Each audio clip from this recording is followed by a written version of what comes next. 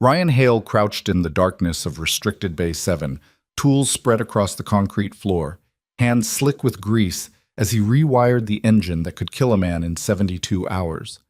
The titanium housing was warm under his fingertips, alive, humming with a fault line no diagnostic had caught. He shouldn't be here. The badge clipped to his coveralls read maintenance, not engineering, but he'd built this engine 6 years ago under a different name in a different life. And if he didn't fix it tonight, someone was going to die on international television in front of 40 million people. Behind him, footsteps echoed in the corridor.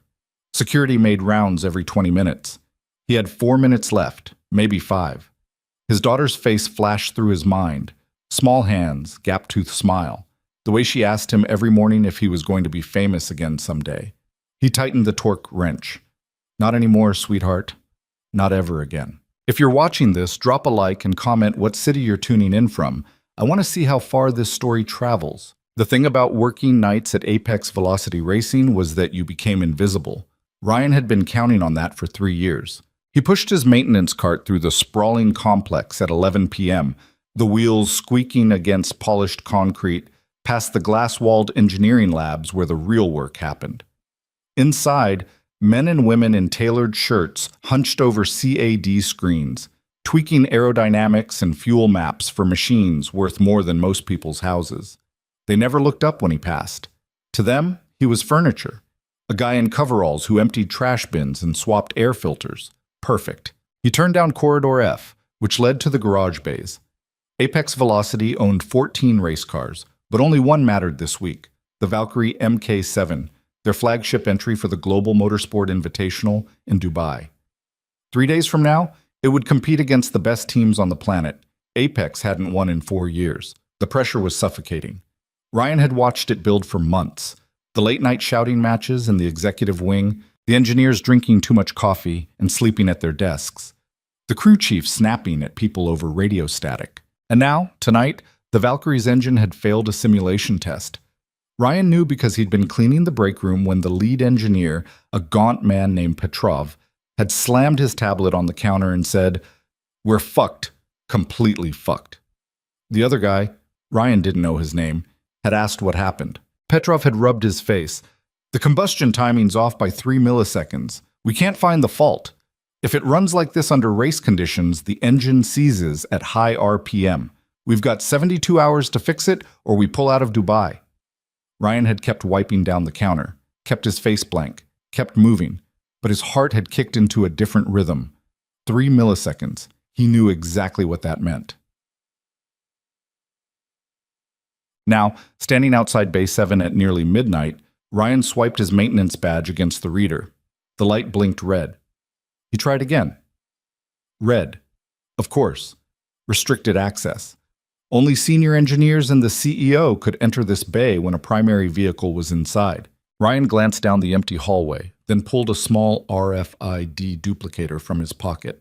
A tool he'd bought off a hacker forum 2 years ago and hoped he'd never need to use. He'd cloned a senior engineer's badge 6 months back, just in case the ghost of his old life ever came knocking. He pressed the duplicator against the reader. Green light. The bolt disengaged with a soft click. Ryan slipped inside and locked the door behind him. The Valkyrie sat under bright LEDs, sleek and low to the ground, its carbon fiber body painted in Apex's signature electric blue and silver. It looked like something that could crack the sound barrier. Ryan had seen it run on the test track once, months ago. The sound alone had made his chest tighten, a high, vicious scream that didn't belong to this world. He moved to the rear of the car and knelt beside the engine compartment. The cowling was already off. Someone had been working here earlier. Diagnostic cables snaked across the floor, connected to a laptop that had gone into sleep mode. Ryan pulled on a pair of latex gloves and leaned in close.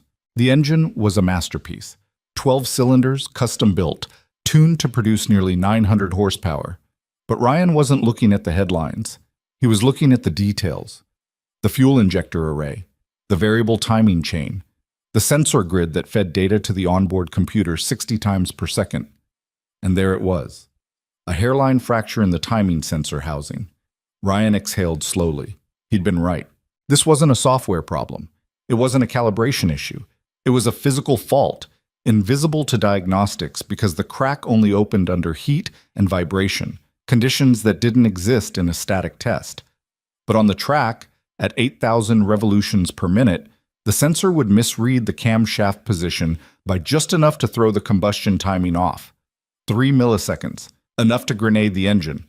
He sat back on his heels, staring at the flaw. No one else would find this.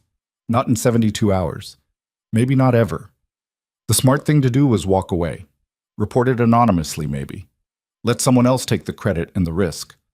But Ryan thought about the driver, a 24-year-old kid from Portugal named Miguel Cortez, who'd worked his entire life to get a seat in a car like this.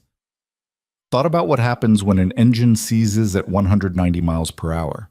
He thought about his daughter, asleep in their apartment 15 miles away, curled up with her stuffed rabbit. He thought about the man he used to be. Then he opened his toolbox. The repair took 2 hours. Ryan didn't have access to the proprietary parts catalog, so he improvised. He pulled the damaged sensor housing, cleaned the fracture site with acetone, and fabricated a reinforcement bracket using a piece of machined aluminum he scavenged from a storage bin. It wasn't elegant, it wasn't by the book, but it would hold. He reinstalled the sensor, tested the connection with a multimeter, and recalibrated the timing map using a diagnostic override he'd written into the system 6 years ago. A ghost protocol that still existed in the car's firmware because no one knew to look for it. By 2 a.m., the engine was whole again. Ryan ran a manual diagnostic from the laptop. The combustion timing read perfect, 0 deviation. He sat on the cold floor for a long time, staring at the screen. Then he wiped down every surface he'd touched, packed his tools, and left the bay exactly as he'd found it. Ryan got home at 3:15 a.m. The apartment was small, 2 bedrooms, a kitchen the size of a closet, a living room that doubled as his daughter's play area, toys scattered across the carpet, a half-finished puzzle on the coffee table. The walls were blank except for one framed photo. Ryan and Emma at the zoo, her on his shoulders, both of them laughing. He checked on her before he showered. She was sprawled across her bed, blankets kicked off, one arm flung over her head. 6 years old, and already she slept like she was trying to take up as much space as possible. He pulled the blanket back over her, brushed a strand of dark hair off her forehead. "Love you, kiddo," he whispered. She didn't stir. In the bathroom, Ryan scrubbed the grease from under his fingernails and stared at his reflection. 32 years old. Stubble he hadn't bothered to shave in 3 days. Eyes that looked older than they should. He didn't recognize the man looking back. That was the point. The call came at 9 a.m. Ryan had just dropped Emma off at school and was halfway through his first cup of coffee when his phone buzzed. Unknown number. He answered. "Yeah? Mr. Hale?" A woman's voice, clipped, professional. "This is security at Apex Velocity. We need you to come in immediately." Ryan's stomach dropped. "What's this about?" "We'll discuss it when you arrive." The line went dead. Molchet. He walked into the building at 10 a.m., still in his jeans and a faded t-shirt. Security met him at the front desk. 2 guys in black polos, both stone-faced. "Follow us, please." They led him up to the executive floor, past conference rooms with glass walls and leather chairs, to a corner office with a view of the test track. The woman sitting behind the desk was younger than Ryan expected, maybe 30. Dark hair pulled into a ponytail, sharp jawline, eyes that looked like they could cut through steel. Lena Vance, CEO of Apex Velocity Racing. She didn't stand when he entered. "Sit down, Mr. Hale." Ryan sat. Lena folded her hands on the desk. "Do you want to tell me what you were doing in Restricted Bay 7 last night?" Ryan kept his face neutral. "I don't know what you're talking about. We have you on camera, entering the bay at 11:47 p.m., exiting at 2:13 a.m. "Shit. I was doing my job," Ryan said carefully. "Maintenance. Maintenance." Lena's voice was flat. "On a vehicle you're not authorized to touch. I noticed something was wrong with the engine. I fixed it." "You fixed it?" She leaned forward. "You don't have an engineering degree. You don't have clearance. You don't have permission. What you have is a criminal trespass charge if I decide to press it. Ryan met her eyes. The timing sensor housing had a fracture. It would have failed under race conditions. Your driver would have crashed. Lena didn't blink. We have a team of 15 engineers who didn't find that fault. You're telling me you did? I'm telling you I fixed it. Run a diagnostic. You'll see. For a long moment, she just stared at him. Then she picked up her phone and dialed. Petrov, run a full diagnostic on the Valkyrie. Now. She paused. I don't care. Do it. She hung up. They sat in silence. 5 minutes later, the phone rang. Lena answered, listened, and her expression changed, just for a second. Something flickered across her face. Surprise, maybe. Or confusion. She hung up. The engine tests perfect, she said slowly. Combustion timing is flawless. Ryan said nothing. Lena stood and walked to the window, her back to him. I don't know who you think you are, Mr. Hale, but this company has rules, protocols. You violated both. I don't care if you fixed the damn engine. You had no right to be there. So fire me, Ryan said quietly. She turned. I am. Ryan stood. Fine. Security will escort you out. You'll receive your final paycheck by mail. Ryan nodded. He walked to the door. Mr. Hale. He stopped. Lena's voice was colder than before. If you ever set foot in this building again, I'll have you arrested. Ryan looked back at her. For a moment, he almost said it. Almost told her the truth. But he didn't. He just walked out. Emma asked him that night why he was home early. They were sitting at the kitchen table, eating spaghetti out of plastic bowls. She had sauce on her chin. Got the day off, Ryan said. Cool. She twirled her fork. Can we go to the park? Sure. Can we get ice cream? Maybe. She grinned. You always say maybe when you mean yes. Ryan smiled despite himself. Eat your dinner, troublemaker. After she went to bed, he sat on the couch with the lights off, staring at nothing. He'd walked away from this world once, burned every bridge, buried every connection, built a life where no one knew his name or what he'd done. And in one night, he'd risked all of it. For what? For a machine. For a kid he'd never met. For a ghost he couldn't let go. Ryan closed his eyes. He didn't sleep. 2 days later, the Valkyrie won its qualifying heat in Dubai. Ryan saw it on the news. Miguel Cortez, the young Portuguese driver, had posted the fastest lap time in the event's history. The Apex Velocity team was celebrating, champagne, interviews. Lena Vance in a blazer, smiling for the cameras, talking about engineering excellence and the future of the sport. Ryan turned off the TV. Emma looked up from her coloring book. You okay, Dad? Yeah, he said. I'm fine. Talked. Lena Vance didn't sleep the night after the qualifier. She sat in her hotel room in Dubai, laptop open, staring at data logs she didn't fully understand. The Valkyrie had performed flawlessly. Better than flawless. The combustion timing had been perfect, so perfect that Petrov had pulled her aside after the race and said, I don't know what happened, but this engine is running like it's brand new, better than brand new. Lena had asked him what he meant. I mean, someone rebuilt the timing protocol from the ground up. Whoever did it knows this engine better than we do. Lena thought about the man in her office, the quiet maintenance worker with grease under his nails and eyes that looked like they'd seen too much. Ryan Hale. She opened a personnel file. 32 years old, hired 3 years ago as a night shift maintenance technician. No criminal record, no red flags. References were clean but sparse. Before Apex, he'd worked at a warehouse. Before that, a shipping company. Nothing. Lena frowned. She ran his name through a deeper search, social media, public records, anything. Still nothing. It was too clean. People left traces. Everyone did. But Ryan Hale's life seemed to start 3 years ago, fully formed, with no history before that. Lena leaned back in her chair. Who the hell are you, she thought. 3 weeks later, Ryan was stocking shelves at a hardware store in the suburbs when his phone buzzed. Unknown number again. He almost didn't answer, but he did. Mr. Hale, Lena Vance's voice. We need to talk. Ryan gripped the phone tighter. I don't think we do. The Valkyrie won in Dubai. You know that, right? I saw. The engine you fixed, it's running better than it ever has. My engineers can't explain it, but I think you can. Ryan didn't respond. I looked into your background, Lena continued, and you know what I found? Nothing, which is interesting because people don't just appear out of thin air, so I kept digging, called in a favor with someone who knows how to find things that don't want to be found. Ryan's pulse quickened. And I found a name, Lena said, Ryan Callahan. Lead propulsion engineer at Vantage Motorsport, designed one of the most advanced race engines ever built, won Engineer of the Year, and then, 6 years ago, he disappeared. Silence. You're him, aren't you? Ryan closed his eyes. I don't know what you're talking about. The engine in the Valkyrie, Lena said.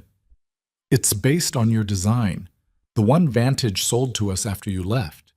They stripped your name off it, rebranded it, and we've been using it ever since. But you built it, didn't you? Ryan's throat was tight. I need to go. Wait. He hung up. Awesome. That night, Emma asked him if he was okay. You keep looking at your phone, she said. I'm fine, sweetheart. You don't look fine. Ryan set the phone down. Come here. She climbed into his lap, small and warm and trusting.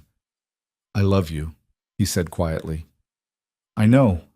She poked his nose. You tell me like 100 times a day. He smiled. Good. But inside, Ryan felt the walls closing in. He'd spent 6 years building a life where the past couldn't find him, and now it was knocking on the door. Lena didn't stop. She flew back from Dubai and went straight to the archives, dusty storage rooms in the basement of Apex's headquarters, filled with old contracts and design files. It took her 2 days to find it, a folder labeled Vantage Acquisition, 2020. Inside were schematics, blueprints, technical drawings for the engine that would become the Valkyrie's heart, and at the bottom of one page, in small print, a name, R. Callahan, lead designer. Lena sat on the floor, surrounded by paper, her hands shaking. She pulled out her phone and called the company's legal advisor. I need you to look into something, she said. A contract we signed with Vantage 6 years ago, specifically the intellectual property transfer. What are you looking for? I want to know if we stole someone's work, Heitek. The answer came back 3 days later. Vantage had acquired the engine design after Ryan Callahan's departure. Technically legal, because Ryan had signed an IP waiver when he joined the company. But the waiver had a clause. If the designer left under duress or coercion, the rights reverted. Ryan had left 2 weeks after his wife died in a car accident. Lena read the report twice. Then she closed her laptop and stared at the wall. She'd fired the man who'd saved her driver's life. The man who'd built the engine that won them Dubai. The man whose genius had been buried under someone else's name, and she hadn't even known. Ryan was putting Emma to bed when the knock came. He froze. Who's that? Emma asked. I don't know. Stay here. He walked to the door and looked through the peephole. Lena Vance stood in the hallway, alone, hands in the pockets of a long coat. Ryan opened the door halfway. How did you find me? I'm persistent. She met his eyes. Can we talk? No. Please, Emma's voice called from the bedroom. Dad, who is it? Ryan glanced back, then stepped into the hall and closed the door behind him. You've got 2 minutes. Lena took a breath. I know who you are. I know what happened. And I know we've been using your work without giving you credit. It's not my work anymore. Yes, it is. Legally, morally, it's yours. And I was wrong. I fired you because I thought you were some reckless idiot who didn't respect the rules, but you weren't reckless. You were the only person in that building who understood what was at stake.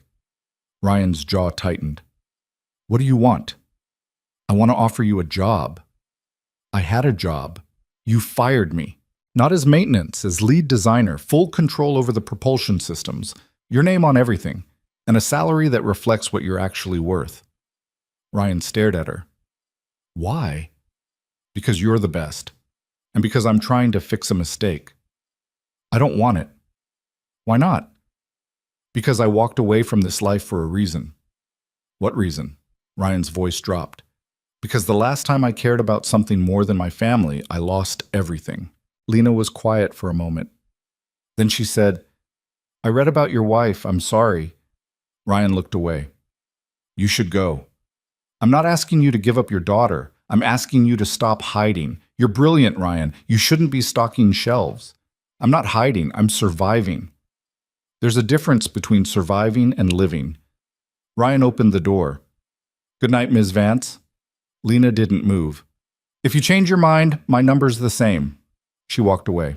Ryan stood in the doorway for a long time, watching her go. Then he went inside and locked the door. But he didn't sleep that night. And in the morning, when Emma asked him what was wrong, he couldn't find the words to explain. Because part of him, the part he'd tried to bury, was still standing in that garage bay, hands covered in grease, fixing the thing only he could fix, and he didn't know if he could walk away from it again. Emma noticed first. She always did. 3 days after Lena's visit, Ryan was making breakfast. Scrambled eggs, toast, the usual, when Emma planted herself at the kitchen table and just stared at him. What? He said, cracking another egg into the pan. You're different. I'm the same as always. Nope. She swung her legs under the chair. You keep looking at your phone and you didn't laugh at my joke yesterday. Your joke wasn't funny. It was hilarious. You just didn't hear it because you were thinking about something else. Ryan flipped the eggs. Eat your breakfast. See? You're doing it again. He set the plate in front of her. She poked at the eggs with her fork, studying him like a tiny detective. Is it about the lady who came here? Ryan froze. What lady? The one with the fancy coat. I heard you talking to her in the hallway. You were supposed to be in bed. I was curious. She took a bite of toast. She sounded important. Ryan sat down across from her. She's nobody. Nobody doesn't show up at our apartment at night. Emma? Is she your boss? She was. Not anymore. Emma tilted her head. Did you get fired? Ryan hesitated. Yeah. That sucks. Language. You say it all the time. I'm an adult. Emma grinned. So when I'm an adult, I can say it? Finish your eggs. She did, but she kept watching him with those sharp, knowing eyes that made Ryan feel like she could see straight through him. Kids were like that. They picked up on things adults tried to hide. After he dropped her at school, Ryan sat in his car for 10 minutes, engine running, hands on the wheel. Lena's words kept circling back. There's a difference between surviving and living. He hated that she was right. He drove to the hardware store, clocked in, and spent the next 8 hours restocking shelves and helping customers find the right size screws. It was mindless, safe, exactly what he needed. But it didn't stop his brain from working. By the time his shift ended, Ryan had made a decision. He pulled out his phone and dialed. Lena answered on the second ring. Ryan, I want to see the car, he said. A pause. The Valkyrie. Yeah. When? Tonight? After hours. No engineers, no cameras, just me and the car. Why? Because if I'm going to even think about your offer, I need to know if I still remember how to do this. Another pause. Then, I'll arrange it. Ryan hung up before he could change his mind. Apex Velocity looked different at night. The sprawling complex was mostly dark, just a few security lights casting long shadows across the parking lot. Ryan pulled up to the main gate at 10 p.m., and the guard waved him through without a word. Lena had called ahead. She was waiting for him outside Bay 7, dressed in jeans and a black sweater, her hair down for once. She looked younger, less like a CEO. Thanks for coming, she said. Ryan didn't answer. He just walked past her into the bay. The Valkyrie sat under the lights, gleaming and perfect. Someone had cleaned it since Dubai. The carbon fiber body shone like polished glass. Ryan approached slowly, like he was meeting an old friend he wasn't sure would recognize him. He ran his hand along the rear cowling. The metal was cool under his palm. Lena stayed by the door, watching. Can I open it? Ryan asked. It's your engine. He popped the cowling and leaned in. The smell hit him first, oil, rubber, the faint tang of high-octane fuel. It was a smell he'd forgotten he missed. The engine looked immaculate. Someone had done good work maintaining it. But Ryan could see the small things. The improvised bracket he'd installed 3 weeks ago, still holding. The recalibrated timing map, still running flawlessly. He pulled a diagnostic tablet from the workbench and plugged it into the car's system. Data flooded the screen. RPM curves, fuel efficiency graphs, temperature gradients. Ryan scrolled through it all, his mind slipping back into a rhythm he hadn't felt in years. "It's running hot in the third cylinder," he said, not looking up. Lena stepped closer. "Petrov didn't mention that. He wouldn't notice, it's only a 2-degree variance, but over time it'll degrade the piston rings." "Can you fix it?" Ryan glanced at her. "I'm not your employee." "I know, I'm just asking." He looked back at the screen. Then he set the tablet down and walked to the toolbox mounted on the wall. He found a torque wrench, a set of feeler gauges, and a small can of thermal paste. "What are you doing?" Lena asked. "Adjusting the fuel injector angle. It'll drop the temp." "Right now?" "You said I could look at the car." "I'm looking." Lena didn't argue. She just pulled up a stool and sat down, watching as Ryan worked. It took him 40 minutes. He didn't talk, didn't explain, just moved through the steps with a precision that came from muscle memory. Loosen the mount, recalibrate the angle, test the flow, tighten everything back down. When he finished, he ran another diagnostic. The third cylinder temp dropped to match the others. Ryan wiped his hands on a rag. "There." Lena stared at the screen. "How did you do that so fast?" "I know this engine." "You built it 6 years ago. You remember every detail?" Ryan met her eyes. "I remember the things that matter."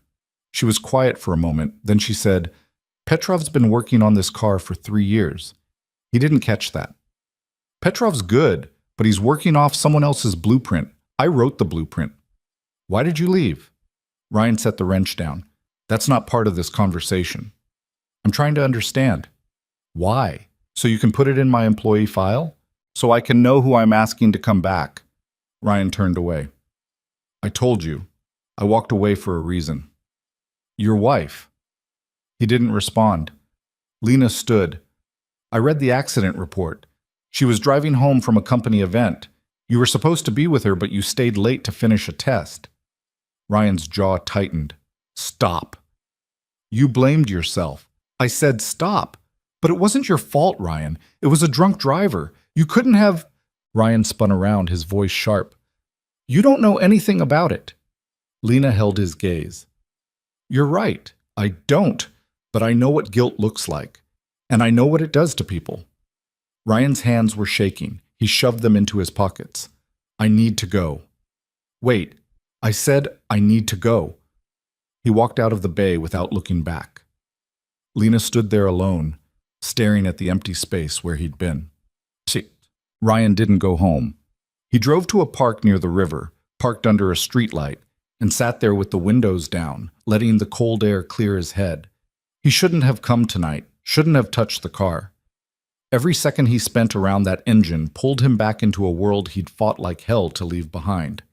But the truth was, he'd felt more alive in that garage bay than he had in 3 years, and that terrified him. His phone buzzed, a text from Lena. "I'm sorry. I shouldn't have pushed." Ryan stared at the message for a long time. Then he typed back, "It's fine." Another buzz. "It's not. But thank you for tonight. The car's better because of you." Ryan didn't respond. He just set the phone down and closed his eyes. The next morning, Emma asked him if he was okay. "I'm fine," Ryan said, pouring her cereal. "You came home late." "I had something to do." "With the lady?" Ryan sighed. "Why are you so nosy?" "Because you won't tell me anything." She crunched her cereal. "Are you going to work for her again?" "I don't know." "Do you want to?" Ryan sat down across from her. "It's complicated. Grown-ups always say that when they mean yes, but they're scared." Ryan blinked. "Where'd you learn that?" "TV. You watch too much TV." Emma shrugged. "You didn't answer the question." Ryan looked at his daughter, this tiny, fierce person who saw through every wall he put up. "Yeah," he said quietly. "Maybe I want to." "Then why don't you?" "Because I'm scared I'll mess it up." Emma reached across the table and patted his hand. "You won't." "How do you know?" "Because you're really good at fixing things. You fixed my bike. You fixed the toaster. You fixed that lady's car." "It's not the same." "Why not?" Ryan didn't have an answer. Emma finished her cereal and slid out of her chair. I think you should do it. Yeah? Yeah, you've been sad for a long time. Maybe this will make you happy. She grabbed her backpack and headed for the door. Ryan sat there, staring at the empty cereal bowl, out of the mouths of 6-year-olds. 2 days later, Ryan called Lena. I have conditions, he said. I'm listening. First, I work remotely. I'm not moving to the facility full-time. I've got a daughter, and I'm not missing another school event or bedtime story because of a deadline. Done. Second, my name stays off the public credits. I don't want interviews. I don't want press. I design the systems. You guys handle the optics. Lena hesitated. Ryan, you deserve recognition. That's the deal. Take it or leave it. Fine. What else? Third, if I find a safety issue, I have authority to shut down a test or pull a car from competition. No arguments, no overrides. That's a big ask. That's non-negotiable. Lena was quiet for a moment. Then she said, Okay. Okay? You're right. Safety comes first. I'll put it in writing. Ryan exhaled. Then I'll do it. When can you start? Give me a week. I need to figure out childcare. Take 2. We'll have a workspace set up for you by then. Ryan hung up and sat on the couch, staring at the phone in his hand. He'd just agreed to step back into the fire, and he had no idea if he was ready. Eek. The first day back felt surreal. Lena had set up a private office for him on the 2nd floor, small, quiet, with a window overlooking the test track. No cameras, no foot traffic, just a desk, a computer, and a wall-mounted monitor displaying live data feeds from the garage bays. Ryan stood in the doorway, his old badge clipped to his shirt. It read, Ryan Hale, lead propulsion engineer, not Ryan Callahan. That name was buried. Maybe forever. Lena appeared behind him. What do you think? It's good. I had them pull all the design files you'll need. Everything's on the server. Ryan nodded. Thanks. Petrov wants to meet with you this afternoon. He's curious. I bet. Lena smiled slightly. He's a good guy, just protective of his work. I'm not here to step on anyone's toes. I know, but some toes are going to get stepped on anyway. She wasn't wrong. At 2 p.m., Petrov knocked on Ryan's door. He was tall, mid-40s, with graying hair and the kind of tired eyes that came from too many late nights. He held a tablet in one hand and a cup of coffee in the other. So you're the guy, Petrov said. Ryan stood. I guess I am. Petrov walked in and set his coffee on the desk. Lena says you designed the original engine. Long time ago. And you fixed the timing fault we missed. Yeah. Petrov stared at him. How? I knew where to look. That's not an answer. Ryan met his gaze. The sensor housing had a fracture. It only opened under heat and vibration. Your diagnostics wouldn't catch it because they don't simulate race conditions. Petrov frowned. We ran thermal stress tests. Not hot enough, not long enough. And you knew that how? Ryan hesitated, then he said, Because I made the same mistake when I built the first prototype. Took me 3 months to figure it out. Petrov's expression shifted, something between respect and annoyance. You could have told us, he said. I wasn't working here. You are now. Ryan nodded. I am. Petrov picked up his coffee. Fine. Let's see what you've got. They spent the next 2 hours going over the Valkyrie's current performance data. Petrov walked Ryan through every modification the team had made over the past 3 years. Tweaks to the fuel map, adjustments to the exhaust flow, a complete overhaul of the cooling system. Some of it was good. Some of it made Ryan wince. This change, Ryan said, pointing to a graph on the screen. The one you made to the air intake. It's reducing efficiency by 8%. Petrov leaned in. That's within tolerance. It's also unnecessary. You adjusted the intake to compensate for a turbo lag issue, but the lag was caused by a software glitch in the throttle response. Fix the software. You don't need the intake change. Petrov stared at the data. How do you know it's a software glitch? Because I wrote the original code, and I'm guessing someone updated it without testing the downstream effects. Petrov didn't respond. He just pulled out his phone and called someone. Yeah, it's me. Pull the throttle response logs from the last 6 months. I need to check something. He hung up. If you're right, I'm going to be pissed. You'll get over it. Petrov almost smiled. You're not what I expected. What did you expect? I don't know. Some guy with an ego the size of a building. Ryan shook his head. I'm just here to do the work. Good, Petrov said, because we've got a lot of it. By the end of the week, Ryan had reviewed every major system in the Valkyrie and identified 11 areas for improvement. None of them were catastrophic, but together they added up to a car that was running at maybe 85% of its potential. He compiled the findings into a report and sent it to Lena. She called him 10 minutes later. Is this real? She asked. Every word. You're saying we've been leaving 15% on the table? At least. Lena was quiet for a moment. Then she said, How long to implement the fixes? Depends. Some are quick. Others require parts we don't have. How long? 2 months? Maybe 3? We've got a race in 5 weeks. Ryan leaned back in his chair. Then we prioritize. Focus on the high-impact changes. Leave the rest for later. Can we win with that? I don't know, but we'll be faster than we are now. Lena exhaled. Do it. The next 3 weeks were a blur. Ryan worked 12-hour days, most of them from his home office after Emma went to bed. He'd video call with Petrov and the engineering team, walking them through changes, answering questions, troubleshooting problems in real time. It felt like the old days. The good parts, anyway. Emma noticed. You're smiling more, she said one night at dinner. Ryan blinked. I am? Yeah, it's weird. Gee, thanks, she grinned. I like it, though. Ryan reached across the table and ruffled her hair. Me too, kiddo. But the work wasn't without tension. One of the younger engineers, a guy named Marcus, pushed back hard on one of Ryan's recommendations, arguing that it would compromise the car's aerodynamics. Ryan had pulled up the simulation data, showed him the math, and said, Run the numbers yourself. If I'm wrong, we'll scrap it. Marcus did. 2 days later, he sent Ryan an email. You were right. My bad. Ryan didn't gloat. He just replied, No worries. Good catch on the drag coefficient, though. I missed that. It was a small moment, but it mattered. By the time race week arrived, the Valkyrie was faster, sharper, and more reliable than it had ever been. Ryan didn't go to the track. He stayed home watching the race on TV with Emma curled up next to him on the couch. Miguel Cortez finished second. Close enough to taste victory. Close enough to know they were on the right path. When the checkered flag dropped, Emma looked up at Ryan. Did you help with that? Ryan smiled. A little. Cool. That night, after Emma was asleep, Ryan's phone buzzed. A text from Lena. We couldn't have done this without you. Ryan stared at the message. Then he typed back. Yes, you could have.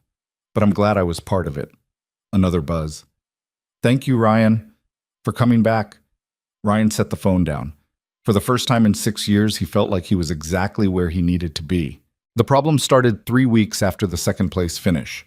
Ryan was in his home office reviewing telemetry data from a test run when his phone rang. Petrov. We've got an issue, Petrov said without preamble. Ryan sat up. What kind of issue? The kind that makes no sense. We ran the Valkyrie through a full simulation this morning. The engine's showing a power drop in the high RPM range, 5% loss across the board.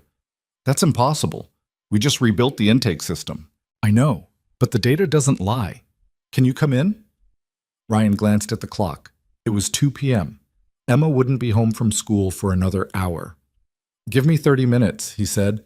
He grabbed his jacket and keys, sent a quick text to his neighbor, asking her to pick up Emma, and drove to Apex faster than he probably should have. When he arrived, the engineering bay was chaos. Half the team crowded around a bank of monitors, voices overlapping, everyone talking at once. Lena stood off to the side, arms crossed, face tight. Ryan walked straight to the main screen. The power curve graph stared back at him, the red line dipping where it should have climbed. Show me the raw sensor data, he said. Petrov pulled it up. Ryan scanned the numbers, his brain running through possibilities. When did this start? Ryan asked. 2 days ago, Marcus said from across the room. We noticed it during a routine check. And you didn't call me then? Marcus shifted. We thought we could handle it. Ryan didn't respond. He just kept staring at the data. Something was off. The power loss was consistent, predictable. almost too predictable. Pull up the fuel flow readings, Ryan said. Petrov typed. The graph appeared. Ryan leaned closer. There, see that? See what? The fuel pressure's spiking every 0.3 seconds. It's subtle, but it's there. Petrov squinted. That's within normal variance. It shouldn't be spiking at all. The regulator's failing. We replaced the regulator last month. Then you got a bad part. Lena stepped forward. How sure are you? Ryan met her eyes. Very. She nodded. Marcus, pull the regulator. Let's see. It took 20 minutes to disassemble the fuel system and extract the regulator. When Marcus held it up to the light, Ryan saw it immediately. A hairline crack in the diaphragm seal. Son of a bitch, Petrov muttered. Ryan took the part, turning it over in his hands. Who's your supplier? Cortec, Marcus said. We've used them for years. Not anymore. Ryan handed the regulator to Lena. This is the third defective part I've seen from them in 6 months. Someone's cutting corners. Lena's jaw tightened. I'll handle it. We need a replacement by tomorrow, Petrov said. The car's scheduled for track testing in 3 days. I'll find one, Ryan said, but I want to inspect it personally before it goes in. Petrov nodded. Fair enough. Ryan left the bay and walked outside, pulling out his phone. He scrolled through his contacts, people he hadn't spoken to in years, and found the name he was looking for. Derek Yang, former colleague from Vantage, now running his own parts manufacturing company. Ryan dialed. Derek picked up on the 4th ring. Ryan Callahan, Derek said, voice warm with surprise. I heard you disappeared off the face of the earth. Something like that. What's it been? 5 years? 6. Damn. So what brings you back to the land of the living? I need a favor. Fuel pressure regulator. High spec. I need it by tomorrow. Derek whistled. That's tight. What happened to your supplier? They're selling junk. Cortec? Yeah. Derek laughed. Join the club. Half the teams in the industry have blacklisted them. I can get you a regulator, but it'll cost. How much? $3,000, and that's the friend price. Ryan winced. Done. Send it to Apex Velocity. Attention, Ryan Hale. There was a pause. Hale? I thought your name was Callahan. Long story. Fair enough. I'll have it shipped overnight. Thanks, Derek. Hey, Ryan. Yeah? Good to hear your voice again, man. I mean it. Ryan swallowed. You too. He hung up and stood there for a moment, staring at the test track in the distance. 6 years ago, he'd burned every bridge in this industry, cut ties, changed his name, walked away from everyone who knew him. And now, piece by piece, those bridges were rebuilding themselves. He wasn't sure how he felt about that. Okay. The regulator arrived the next morning. Ryan inspected it personally, running it through 3 separate tests before declaring it good. They installed it that afternoon. By evening, the power curve was back to normal. But Ryan couldn't shake the feeling that something else was wrong. That night, he sat in his home office long after Emma had gone to bed, pulling up supplier records, parts inventories, maintenance logs. Cortec had been Apex's primary parts supplier for 4 years. They provided everything from fuel regulators to sensor housings to gaskets. And the more Ryan dug, the more defects he found. Small things. Things that wouldn't show up in a standard inspection. A seal that wore out 10% faster than spec. A sensor housing with microfractures. A gasket made from substandard material. None of it catastrophic on its own. But together? Over time? Ryan's stomach turned. He pulled up the maintenance records for the last 2 years and cross-referenced them with race data. 3 mechanical failures. 2 during testing. 1 during an actual race, which had ended Miguel's season early last year. All 3 failures traced back to Cortec parts. Ryan sat back, staring at the screen.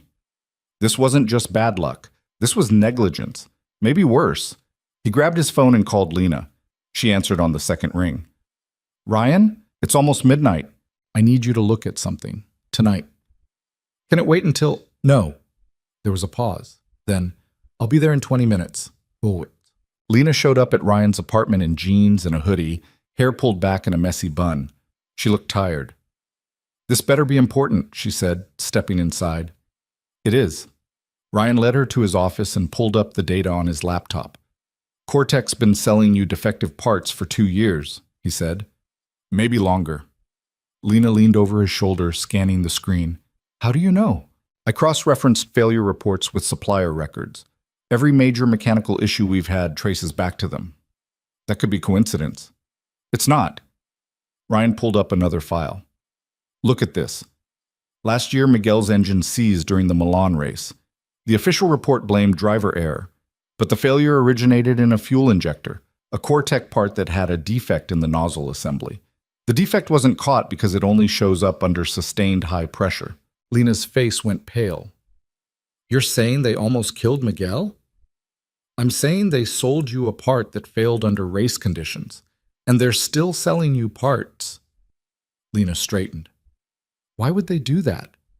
Because it's cheaper. Cutting corners on materials, skipping quality control checks. They save money, pass the savings on to you, and hope nothing blows up. And when it does, they blame the team, or the driver, or bad luck. Lena was quiet for a long time. Then she said, Do you have proof? Not the kind that holds up in court, but I have enough to warrant an internal investigation. Lena pulled out her phone. I'm calling our legal team. At midnight? This can't wait. She stepped into the hallway. Ryan heard her voice, low and sharp, talking to someone on the other end. When she came back, her expression was hard. Legal's on it, she said. They'll start pulling records in the morning. If what you're saying is true, we're terminating the contract. Good. Lena looked at him. How did you even find this? Ryan shrugged. I couldn't sleep. So you just started digging? Something felt off. I followed the thread. Lena shook her head. You realize most people wouldn't do that, right? Most people would just fix the immediate problem and move on. I'm not most people. No, Lena said quietly. You're not. She sat down on the edge of his desk. Ryan, I need to ask you something. Okay? Why did you really come back? Ryan frowned. You asked me to. I know, but you could have said no. You could have stayed in your quiet life, stocking shelves, raising your daughter. No one would have blamed you. So why? Ryan looked away. I don't know. Yes, you do. He was quiet for a moment. Then he said, Because I spent 6 years trying to convince myself I didn't care anymore, that I could just walk away and be fine. But the truth is, I never stopped caring, and when you showed me that engine, when I saw what it had become, I couldn't just let it go. Lena nodded slowly. You know what I think? What? I think you didn't come back for the engine. You came back for yourself. Ryan didn't respond. Lena stood. Thank you for this, for all of it. Just doing my job. No, you're doing more than that. She left, and Ryan sat alone in his office, staring at the data on his screen. Maybe she was right. Maybe he had come back for himself. But that didn't make it any less terrifying. What? The investigation into Cortec took 3 days. Apex's legal team pulled every contract, every invoice, every inspection report. They brought in an independent auditor to examine the parts currently in inventory. The results were damning. 40% of Cortec's parts failed to meet the specifications outlined in the contract, some by small margins, some by a lot. Lena called an emergency meeting with the executive board. Ryan wasn't invited, but Petrov was, and he filled Ryan in afterward. She tore them apart, Petrov said, leaning against Ryan's office door. Showed them the data, the failure reports, everything. Half the board wanted to sue. The other half wanted to keep it quiet to avoid bad press. What did Lena say? She said if we keep it quiet, we're complicit, and if we're complicit, we're no better than Cortec. Ryan looked up. So what happens now?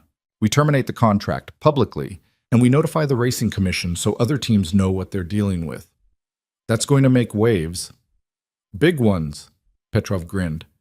Lena doesn't care. She said we're not in the business of covering up near-fatal mistakes. Ryan felt something loosen in his chest. Good. Petrov pushed off the doorframe. You know, when you first showed up, I thought you were going to be a pain in the ass. And now? Now I think you're the best pain in the ass we've ever had. Ryan smiled. I'll take it. Batates. The fallout from Cortec happened fast. Within a week, 3 other racing teams came forward with similar complaints.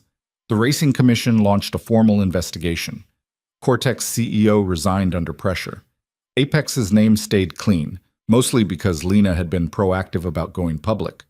But the real work was just beginning. Ryan spent the next 2 weeks vetting new suppliers, rebuilding the parts inventory from scratch, and implementing a quality control protocol that every component had to pass before it touched the car.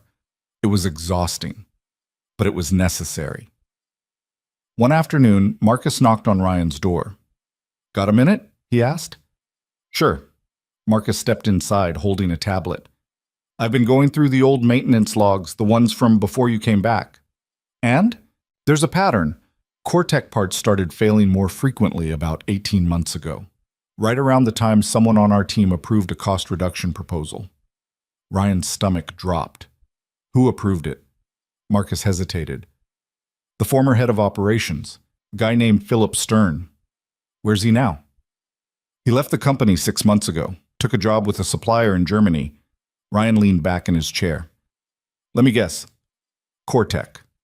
Marcus nodded. "He's their VP of Client Relations." Ryan closed his eyes. "He sold us out." "Looks like it. He pushed for the cost cuts, knowing the parts were substandard.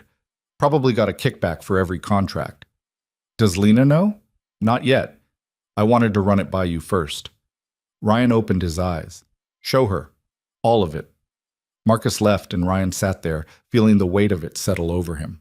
This wasn't just negligence. It was corruption. And it had almost killed someone. Of course. That night, Ryan picked Emma up from her friend's house and took her to the diner down the street.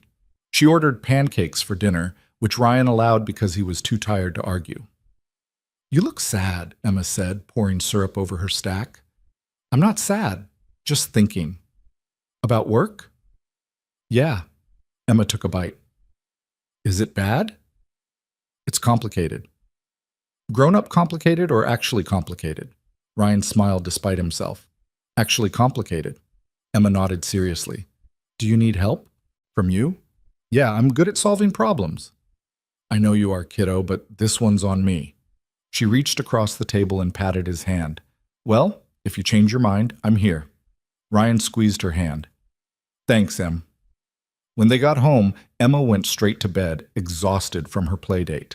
Ryan tucked her in, kissed her forehead, and stood in the doorway for a moment, watching her sleep. She was the only thing that made sense anymore. His phone buzzed. A text from Lena. "Marcus showed me the logs. We need to talk." Ryan texted back. "Tomorrow. Office." He didn't sleep much that night. It's. The next morning, Lena called Ryan into her office. She looked like she hadn't slept either. "Philip Stern," she said, the moment Ryan sat down. "How long has he been working for Cortec?" 6 months, right after he left here. "And he was the one who pushed the cost reduction deal?" "According to the records, yes."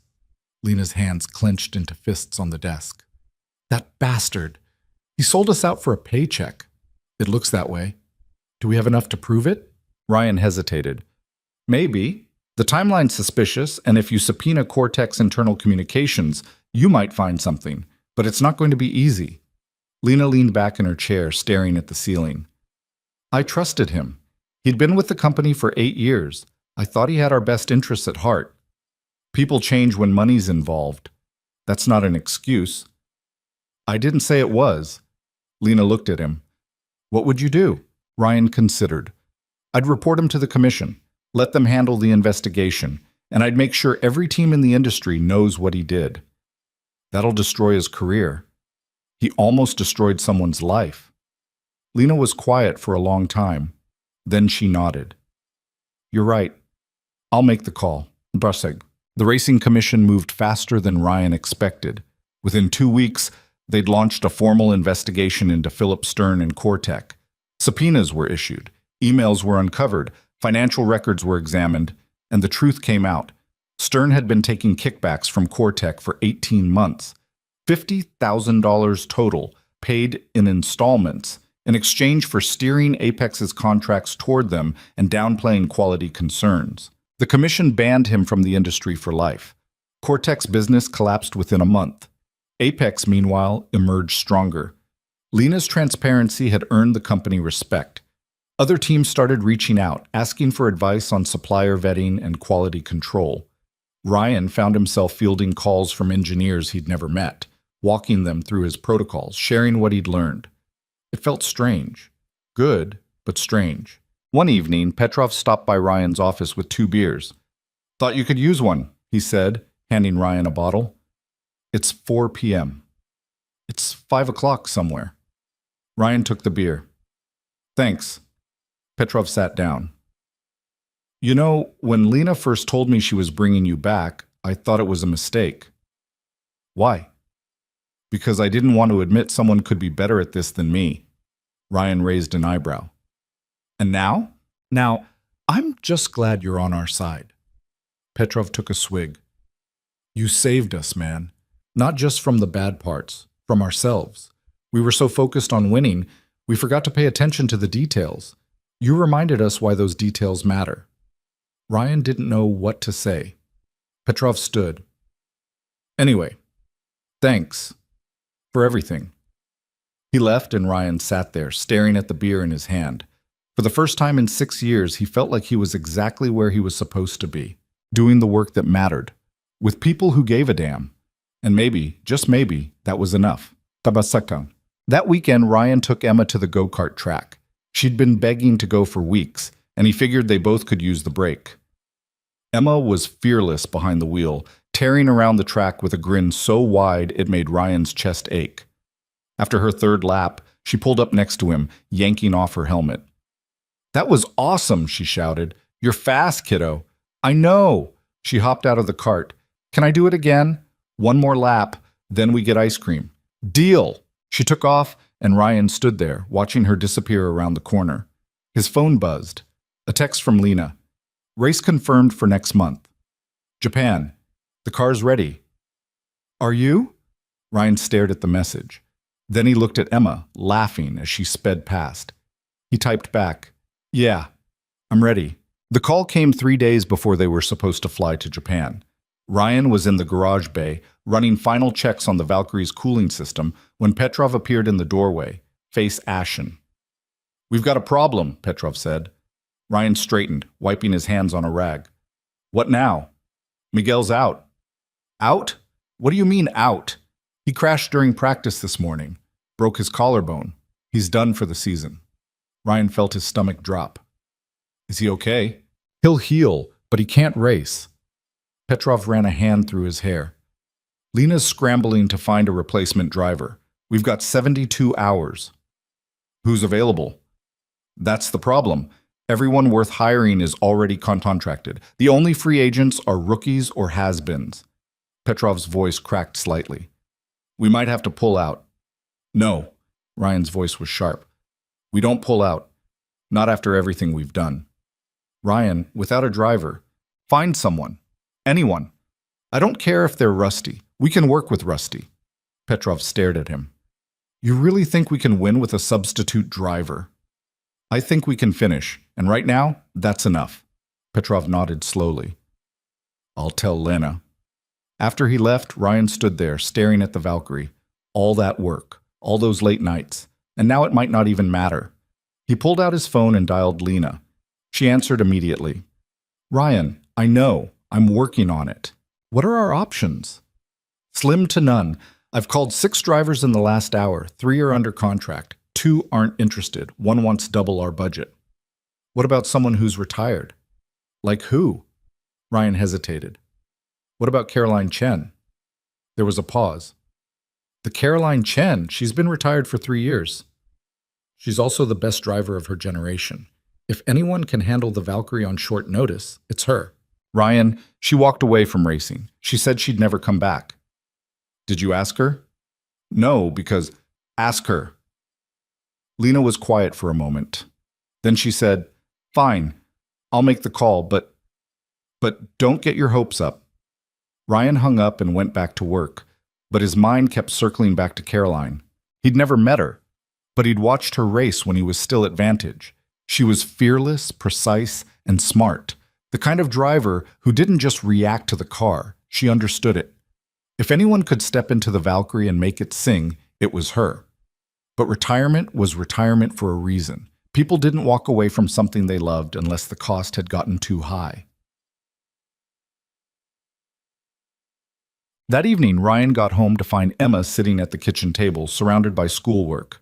"Hey, kiddo," he said, dropping his keys on the counter. "How was your day?" "Fine." She didn't look up from her worksheet. Ryan frowned. "You okay?" "Yeah." "You don't sound okay." Emma sighed and set down her pencil. "Mia said her dad's taking her to Disney World next month." "That's nice." "Yeah." Emma picked at the corner of her paper. "I told her we never go anywhere." Ryan's chest tightened. It's fine. I know you're busy with work. I get it." Ryan sat down across from her. "Hey, look at me." She did, reluctantly. "I know I've been working a lot lately," Ryan said, "and I know it's not fair to you. But it's not because I don't want to spend time with you. You're the most important thing in my life. You know that, right?" Emma nodded, but her eyes were glassy. "Tell you what," Ryan said. "After this race in Japan, we'll go somewhere. Just the two of us. You pick the place." Emma's face brightened slightly. "Really? Really? Can we go to the beach?" "Absolutely." She smiled. "Okay." Ryan reached across the table and ruffled her hair. "Now, finish your homework. Then we'll watch a movie. Can we watch the one with the talking dog? We've seen it 5 times. "So?" Ryan laughed. "Fine. Talking dog it is." But as Emma went back to her worksheet, Ryan felt the weight of the promise settle on his shoulders. He'd been making promises to her for 6 years, and most of the time he kept them. But this time felt different. This time there was too much at stake. "What?" The next morning, Lena called. "Caroline said yes," she said, and Ryan could hear the disbelief in her voice. "What?" "She said yes. She's flying in tomorrow." Ryan leaned back in his chair. "What changed her mind?" "I don't know. She just said she'd been following what we've been doing, the Cortec thing, the transparency stuff, and she wanted to be part of it." "That's it?" "That's it." Ryan didn't buy it. People didn't come out of retirement for vague ideals. There was something else. But whatever it was, it didn't matter right now. "When does she arrive?" Ryan asked. "Tomorrow at noon. I'm having her come straight to the facility. We'll run her through simulations, get her comfortable with the car." "Good. I'll be there." "Ryan, one more thing." "Yeah?" "She asked about you." Ryan frowned. "Me?" "She wanted to know who designed the engine. When I told her it was you, she said she'd heard of Ryan Callahan." Ryan's blood went cold. "What did you tell her?" "The truth. That you go by Hale now, that you've been with us for a few months. She didn't push, but I got the sense she knows more than she's letting on." Ryan closed his eyes. "Understood." He hung up and sat there for a long time, staring at nothing. Caroline Chen knew who he was, which meant his past wasn't as buried as he thought. Caroline walked into the facility like she owned the place. She was in her mid-30s, tall and lean, with short dark hair and the kind of confidence that came from spending years at the top of her field. She wore jeans, a leather jacket, and sunglasses she didn't bother to take off until she was inside. Lena met her at the entrance. Ryan hung back, watching from the observation deck above the garage bay. "Caroline?" Lena said, extending a hand. "Thank you for coming." Caroline shook it. "Thanks for asking." "I'll be honest, I didn't think you'd say yes. Neither did I." Caroline's gaze swept the facility, taking everything in. "But I saw what you did with Cortec. That took guts. I wanted to see if the rest of your operation matched the talk." "And?" Caroline smiled slightly. "I'll let you know after I drive the car." Lena led her down to the garage bay, and Ryan followed at a distance. When Caroline saw the Valkyrie, she stopped. "That's the car?" "That's the car." Caroline walked around it slowly, running her hand along the carbon fiber body. "It's beautiful." "It's fast," Petrov said, stepping forward. "Faster than anything we've built before." Caroline glanced at him. "You Petrov?" "Yeah." "I've heard good things." She looked back at the car. "Who's the lead engineer?" Petrov gestured to Ryan, who was standing near the workbench. "That'd be him." Caroline turned, and for a moment she just looked at him. "Ryan Callahan," she said quietly. Ryan didn't move. "It's Hale now." Right. Caroline walked toward him, hands in her pockets. I raced against a car you designed once. 6 years ago. It was the fastest thing I'd ever seen. It lost. Only because the driver made a mistake. The car was perfect. She stopped a few feet away. I always wondered what happened to you. Ryan met her gaze. I walked away. Why? Personal reasons. Caroline studied him for a moment, then nodded. Fair enough. She turned back to Lena. So, when do I get to drive? Guam. They put Caroline in the simulator first. Ryan watched from the control room as she ran through a virtual version of the Japan circuit. Her inputs were smooth, precise, no wasted movement. She took the corners tight, braked late, and pushed the car harder than most drivers would on their first run. She's good, Petrov muttered beside him. She's better than good, Ryan said. After 30 minutes, Caroline climbed out of the simulator and joined them in the control room. The car handles like a dream, she said, but the throttle response is twitchy in the mid-range. Ryan pulled up the data. That's intentional. We tuned it for Miguel's driving style. He prefers a sharper response. Can you soften it? For you? For me? Ryan glanced at Lena, who nodded. Give me an hour, Ryan said. He went down to the garage bay and started adjusting the throttle map. It wasn't a huge change, just a slight smoothing of the acceleration curve, but it would make a difference for someone like Caroline, who drove with a lighter touch. When he finished, he ran a diagnostic to make sure everything else was still balanced. Caroline appeared beside him. You work fast. Ryan didn't look up. Had a lot of practice. I can tell. She leaned against the workbench. Can I ask you something? Depends on the question. Why'd you really come back? Ryan set down the diagnostic tablet. You don't quit. I'm curious. About what? About why someone with your talent would walk away, and then come back years later under a different name. Ryan finally looked at her. You don't know me. No, but I know what it's like to lose something and spend years trying to figure out how to live with it.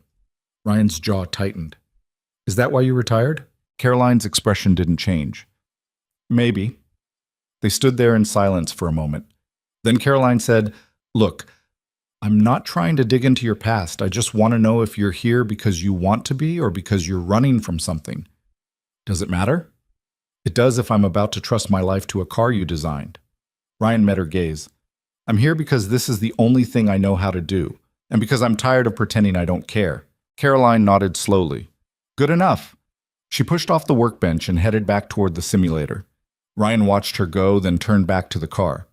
He'd spent 6 years trying to bury the person he used to be. But maybe the problem wasn't the person. Maybe it was the fear. Match. They flew to Japan 2 days later. Emma stayed with Ryan's neighbor, a kind woman named Mrs. Alvarez, who'd helped him countless times over the years. Emma wasn't thrilled about it, but she understood. You'll call me every day, right? Emma asked as Ryan packed his suitcase. Every day. And you'll bring me back something cool? I'll try. Emma hugged him. Be safe, Dad. Ryan held her tight. Always. The flight was long. Ryan spent most of it reviewing race data, but his mind kept wandering. Japan was where he'd raced for the first time as a lead engineer, 12 years ago. Back when he was still Ryan Callahan, still married, still convinced he could balance everything. He'd been wrong about that. But maybe he could get it right this time. When they landed in Tokyo, the humidity hit him like a wall. The team checked into the hotel, and Ryan barely had time to drop his bags before Lena called a meeting in the conference room. All right, she said, standing at the head of the table. We've got 3 days until race day. Caroline's had limited time with the car, so we're running practice sessions every morning. Ryan, I need you on site for all of them. Done. Petrov, you're handling logistics. Marcus, you're on data analysis. Lena looked around the room. We're the underdogs here. No one expects us to finish in the top 5. But we didn't come all this way to be mediocre. We came to prove something. What are we proving? Marcus asked. Lena smiled. That we're not afraid to do things right. Bob. The first practice session was rough. Caroline was fast, but she was also rusty. She missed her braking points twice, overshot a corner, and spun out on the back straight. Ryan watched from the pit, his stomach in knots. When she came in, she yanked off her helmet, sweat dripping down her face. That sucked, she said. You're out of practice, Ryan said. Yeah, no kidding. But you're not slow. You just need to trust the car. Caroline wiped her face with a towel. The car's fine. It's me. I'm second-guessing every move. Then stop second-guessing. Easy for you to say. Ryan crouched down beside her. Look, I know what it's like to walk away from something and then come back. You feel like you don't belong anymore, like you're an imposter, but you're not. You're here because you're the best, so stop thinking and just drive. Caroline stared at him. Then she nodded. Okay. She went back out. This time she was faster. Not perfect, but better. By the end of the day, she'd posted the 8th fastest time. Ryan texted Emma that night. Day 1 done. Miss you. She replied immediately. Miss you too. Did the car go fast? Really fast. Cool. Bring me a souvenir. Ryan smiled. Already on it.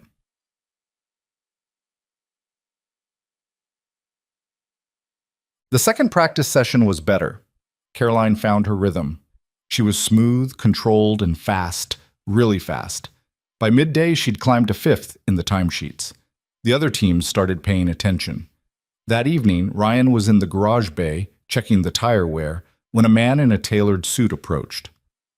Ryan Callahan. Ryan looked up. The man was in his 50s, silver hair, expensive watch. Ryan didn't recognize him. It's Hale, Ryan said. The man smiled. Right, Hale, I'm David Brennan. I run Titan Motorsport. Ryan knew the name. Titan was one of the biggest teams in the sport. They'd won 3 championships in the last 5 years. What do you want? Ryan asked. To talk. I've been watching your car. It's impressive. Thanks. I also heard about the Cortex situation. That took guts, going public like that. Ryan didn't respond. Brennan leaned against the workbench. I'll cut to the chase. I want you to come work for me. Lead engineer. Full creative control. Salary's negotiable.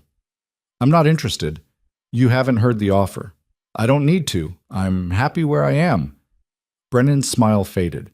Apex is a good team, but they're not going to win championships. Not with their budget. You know that. Maybe, but they're honest. Honesty doesn't win races. Ryan met his gaze. It wins the things that matter. Brennan straightened. Think about it. You know where to find me. He walked away and Ryan stood there staring at the toolbox in his hands. He'd been offered jobs before. Better pay, better resources, better everything. But none of them had felt right. This did. Race day arrived. The circuit was packed. 50,000 people in the stands, millions more watching on TV. Ryan stood in the pit watching the cars line up on the grid. The Valkyrie sat in 8th position, right where Caroline had qualified. Lena appeared beside him. You good? Yeah. Caroline? She's ready. Lena nodded. Whatever happens today, I want you to know this wouldn't have been possible without you. Ryan didn't know what to say, so he just nodded. The race started. Caroline held her position through the first lap, then the second. On lap 10, she passed the car in 7th. By lap 20, she was in 5th. Ryan watched the data feed, his heart pounding. The car was performing perfectly. No faults, no warnings, just clean, fast laps. On lap 35, Caroline radioed in. The engine feels off. Ryan's stomach dropped. What do you mean off? I don't know. It's subtle, like there's a hesitation in the throttle. Ryan pulled up the telemetry. Everything looked normal, but Caroline didn't make mistakes like this. If she felt something, it was real. Pit on the next lap, Ryan said. We'll check it. Caroline came in. The crew swarmed the car, but they couldn't find anything wrong. Ryan leaned into the cockpit. Describe it again. It's like the engine stutters for half a second when I hit full throttle. Just a tiny lag. Ryan thought fast. A lag like that could be a sensor issue, or a fuel delivery problem. Or, wait. He pulled up the throttle response map on his tablet. There. A tiny glitch in the code. Something that wouldn't show up in a static diagnostic, but under race conditions, it would cause a microsecond delay. I see it, Ryan said. Give me 30 seconds. He plugged into the car's computer and rewrote the line of code on the spot. Try it now, he said. Caroline revved the engine. That's it. It's gone. Go! She tore out of the pit. She'd lost 20 seconds, dropped from 5th to 9th. But she didn't give up. Lap by lap, she clawed her way back. By lap 50, she was in 6th. By lap 60, 5th. On the final lap, she passed the car in 4th and crossed the finish line in 4th place. Not a win, but a statement. When Caroline climbed out of the car, she pulled off her helmet and grinned. "That was fun," she said. Ryan laughed. "You're insane." "Maybe." Lena hugged them both. "We did it." And for the first time in 6 years, Ryan felt like he was exactly where he belonged. The flight home felt different. Ryan sat by the window, watching the clouds pass below, the 4th place trophy sitting in the overhead compartment above him. 4th wasn't first, but it was honest, and somehow that mattered more. Across the aisle, Caroline was asleep, headphones on, face relaxed in a way Ryan hadn't seen during the race. She told him after the podium ceremony that she'd forgotten what it felt like to push a car that hard, to trust the machine under her completely. "I thought I was done with this," she'd said. "Thought I'd moved on. But standing on that podium today, I realized I never really let it go." Ryan had understood that better than she knew. Lena was a few rows back, typing furiously on her laptop, probably fielding emails from sponsors and press. The 4th place finish had generated more attention than anyone expected. Not because of the position, but because of the story behind it. The substitute driver, the rebuilt engine, the team that had exposed corruption and refused to cut corners. People loved an underdog. Ryan pulled out his phone and scrolled through the photos Emma had sent him while he was gone. Her at the park. Her eating ice cream. Her holding up a drawing she'd made of a race car with the words, "Go Dad," written across the top in crooked letters. His chest tightened. He typed a message. "Landing in 4 hours. Can't wait to see you." She replied almost instantly. "Did you win?" Ryan smiled. "We got 4th place. That's still good, right?" "Yeah, that's still good." "Cool. I made you a cake. Mrs. Alvarez helped." "You didn't have to do that. I wanted to." "It has sprinkles." Ryan laughed quietly. "Can't wait." He put the phone down and closed his eyes, but sleep didn't come. His mind kept circling back to the race. The moment Caroline had radioed in about the throttle hesitation, the 30 seconds he'd had to find and fix a problem that could have ended their day, he'd done it. But it had been close. Too close. And that was the thing about this work. It was never finished.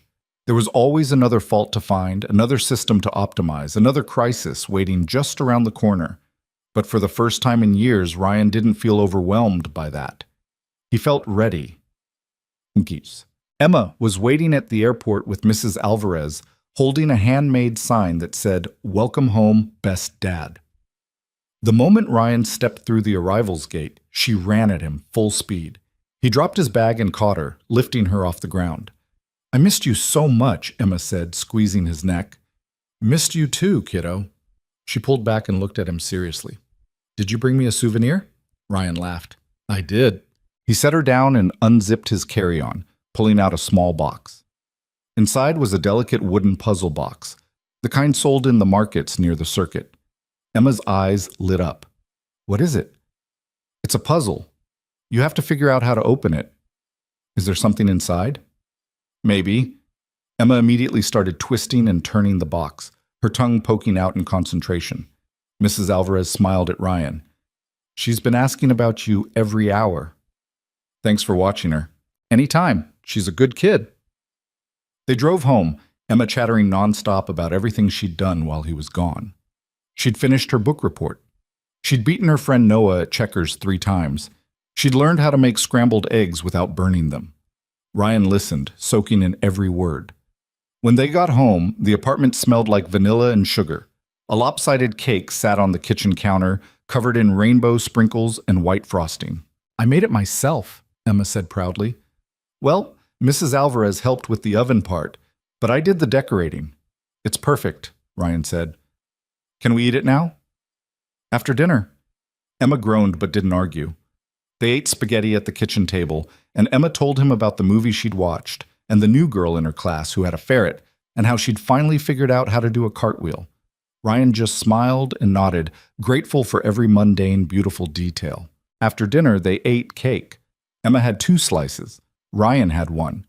It was too sweet and slightly undercooked in the middle, but it was the best thing he'd tasted all week. That night, Ryan tucked Emma into bed and sat on the edge of her mattress. "Dad?" she said, looking up at him. "Yeah? Are you happy?" Ryan blinked. "What do you mean?" "You seem different, like, in a good way. You smile more now." Ryan's throat tightened. "Yeah, kiddo, I think I am." "Good," she yawned. "You deserve to be happy." Ryan leaned down and kissed her forehead. "So do you." "I know. I'm awesome," Ryan laughed. "Yes, you are." He turned off the light and stood in the doorway for a moment, watching her settle into sleep. 6 years ago, he'd thought happiness was something he'd lost forever, something that had died in a car accident on a rainy highway. But standing there now, watching his daughter breathe softly in the dark, Ryan realized he'd been wrong. Happiness wasn't something you found once and kept forever. It was something you built, piece by piece, day by day, and sometimes you had to lose everything to remember how. The next morning, Ryan drove to the Apex facility. Lena had called an all-hands meeting, and the conference room was packed when he arrived. Engineers, mechanics, logistics coordinators, everyone who'd been part of the Japan trip, plus a few who hadn't. Lena stood at the front, looking tired but energized. "All right, everyone," she said. "I know we just got back, but I wanted to talk while it's still fresh. Japan was a success, not just because we finished fourth, but because we proved something. We proved that doing things the right way, the hard way, actually works." A few people clapped. Lena smiled. "But we're not done," she continued. "We've got 3 more races this season, and next season we're aiming higher. I want wins. I want podiums. I want people to know that Apex Velocity stands for something." She paused, looking around the room. "And to do that, we need to keep building, keep improving, keep holding ourselves to a higher standard." Her gaze landed on Ryan, "which is why I'm promoting Ryan to chief engineer." The room erupted in applause. Ryan blinked. "What?" Lena grinned. "You heard me. Petrov's moving to deputy chief. You'll oversee all propulsion and systems engineering. Full authority. Your name on everything." Ryan shook his head. "Lena, I told you. I know what you told me, but you've earned this, and the team needs it." She looked at him steadily. "So what do you say?" Ryan glanced around the room. Petrov was smiling. Marcus gave him a thumbs up. Caroline, who'd stayed on as a consultant, nodded approvingly from the back. Ryan exhaled. "Okay." More applause. Lena walked over and shook his hand. "Congratulations." "I still don't want press interviews. I'll handle the press. You handle the cars." "Deal." Shussing. The rest of the season passed in a blur. Ryan threw himself into the work. Not the way he used to, obsessively, to the exclusion of everything else, but with a focus that felt sustainable. He set boundaries. He left work at 6 every day to pick up Emma from school. He took weekends off. He said no to after-hours calls unless it was an emergency. And the crazy thing was, the team didn't fall apart. If anything, it got stronger. Petrov thrived in his new role, handling day-to-day operations while Ryan focused on the big-picture engineering. Marcus stepped up as a lead analyst, catching problems before they became crises. Caroline stayed on as a part-time consultant, mentoring younger drivers and giving feedback on handling dynamics. They finished the season with 2 more fourth-place finishes and 1 third. Not championship level, but consistent, reliable, honest. The press started calling them the Integrity Team. Ryan hated the nickname, but he didn't argue. One evening, in late November, Ryan was in his office reviewing designs for the next season's engine when Lena knocked on his door. "Got a minute?" she asked. "Sure." She came in and sat down across from him. "I've been thinking." "About what?" "About the future, long term." She leaned forward. "I want to build something here, Ryan. Not just a racing team, something bigger. A company that prioritizes transparency, safety, innovation. A place where the best people want to work because they know they won't be asked to compromise." Ryan set down his pen. "That's ambitious." "I know, but I think we can do it. With you leading the engineering side and me handling the business side, we can set a new standard in this industry." Ryan was quiet for a moment. Then he said, "What happens when we make a mistake?" Lena frowned. "What do you mean?" "I mean, we're going to screw up eventually, miss a fault, make a bad call. Hurt someone, even if we don't mean to. What happens then? Lena didn't flinch. We own it, publicly. We fix it, and we do better next time.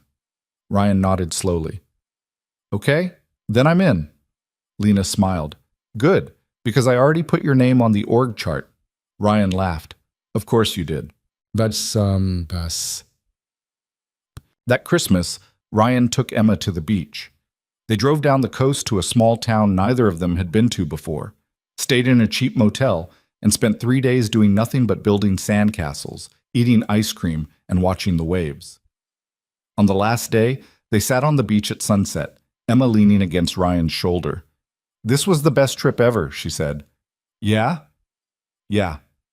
She picked up a shell and turned it over in her hands. Can we come back next year? Absolutely. Emma was quiet for a moment. Then she said, Dad? Yeah, kiddo? I'm proud of you. Ryan's throat tightened. For what? For being brave. You were sad for a long time, but you're not anymore. And I think that takes a lot of bravery. Ryan wrapped his arm around her. You know what? I'm proud of you too. For what? I'm just a kid. For being the best kid I know. Emma grinned. Obviously. They sat there as the sun dipped below the horizon, painting the sky in shades of orange and pink. And for the first time in 6 years, Ryan felt at peace. Not because everything was perfect. It wasn't. There were still hard days, still moments when he thought about his wife and the life they'd planned together. But he'd learned something important. You can't outrun grief. You can't bury it or ignore it or pretend it doesn't exist. You can only carry it. And sometimes, if you're lucky, you find people who help you carry it, who remind you that loss doesn't mean the end, that broken things can be rebuilt, that starting over isn't the same as giving up. Ryan looked down at Emma, who was now drawing patterns in the sand with her finger. She was the reason he'd kept going, the reason he'd crawled out of the darkness and learned to live again. And every day he showed up for her, every bedtime story, every school event, every quiet dinner at their tiny kitchen table was a reminder that love doesn't disappear when someone dies. It just changes shape. Boom. 6 months later, the new season started. The Valkyrie had been completely redesigned. Lighter, faster, smarter. Ryan had poured everything he knew into it, and the result was a machine that felt less like a car and more like an extension of the driver's will. Miguel was back, fully healed and hungrier than ever. Caroline had agreed to stay on as the second driver, splitting the season between her and Miguel. The first race was in Australia. Ryan didn't go. He watched from home with Emma, the two of them curled up on the couch with popcorn. Miguel qualified third. Caroline qualified fifth. When the lights went out, Miguel shot off the line like a rocket. By lap 10, he was in second. By lap 30, he was leading. Emma grabbed Ryan's arm. Is he going to win? I don't know, kiddo. Let's watch. Miguel held the lead through lap 40, lap 50, lap 60. With 5 laps to go, the car in second started closing the gap. Ryan's heart pounded. Come on, Emma whispered. Come on, come on, come on. Miguel crossed the finish line half a second ahead of the second-place car. The crowd erupted. Emma screamed and jumped off the couch. He won! Dad! He won! Ryan sat there, stunned. They'd won. After everything, after all the setbacks and failures and near misses. They'd actually won. His phone buzzed, a text from Lena. We did it. Ryan texted back. No, you guys did it. I just helped. Another buzz. Don't be modest. This is yours as much as ours. Ryan set the phone down and pulled Emma into a hug. I'm so proud of you, Dad, she said, her voice muffled against his chest. Thanks, kiddo. Can we get pizza to celebrate? Ryan laughed. Yeah, we can get pizza. The win changed everything. Sponsors came calling. The press wanted interviews. Other teams started poaching Apex's engineers, offering huge salaries and signing bonuses. But most of the team stayed because Lena had built something they believed in. A place where integrity mattered more than shortcuts. Where people were valued, not exploited. Where safety was non-negotiable. Ryan turned down 3 job offers that spring. All of them would have paid more. All of them would have given him more resources. But none of them would have let him leave at 6 to pick up his daughter from school. And that was the deal breaker. One afternoon, Ryan was in the garage bay running diagnostics on a new cooling system when Petrov appeared beside him. "Hey," Petrov said. "Got something for you." He handed Ryan a folder. Inside was a contract, a new one, with Ryan's legal name at the top. Not Ryan Hale, Ryan Callahan. Ryan stared at it. "What is this?" "Lena's been working with legal for months. She got the IP rights transferred back to you, officially. The engine you designed 6 years ago? It's yours again, your name, your work." Ryan's hands trembled. "Why?" "Because it was always yours. Vantage stole it. We've been using it, and that's not okay."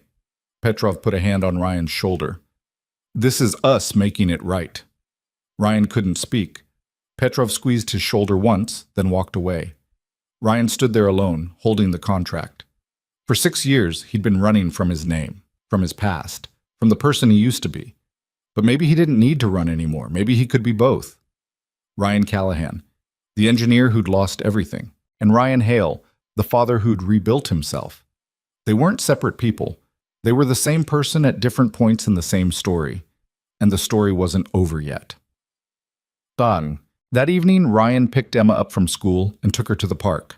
They sat on the swings, kicking their feet lazily, watching the other kids run around. "Dad?" Emma said. "Yeah? Do you think Mom would be proud of you?" Ryan's breath caught. He hadn't talked about Emma's mother in months, not because he'd forgotten, but because the grief had softened into something quieter, something he could carry without it crushing him. "Yeah," Ryan said quietly. "I think she would be." Emma nodded. "Me too." They swung in silence for a while. Then Emma said, "I think she'd be proud of me too." Ryan smiled. "I know she would be." Emma jumped off the swing and ran toward the slide. Ryan watched her go, his heart full in a way it hadn't been in years. Life was messy, imperfect, full of mistakes and second chances and moments that didn't go according to plan. But it was also beautiful, and maybe that was the point. You didn't have to get everything right.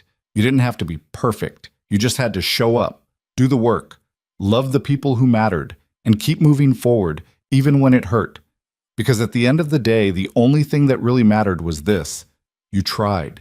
You didn't quit. You didn't give up on yourself or the people counting on you. You kept going, and sometimes, if you were lucky, you found your way back to the person you were always meant to be. Ryan stood up and walked toward the slide, where Emma was waiting at the top, grinning. "Come on, Dad, race you down." Ryan laughed. "You're on." He climbed up beside her, and together they slid down into the soft grass below. And for a moment, just a moment, everything was exactly as it should be. The flight home felt different. Ryan sat by the window, watching the clouds pass below, the fourth-place trophy sitting in the overhead compartment above him. Fourth wasn't first, but it was honest. And somehow, that mattered more.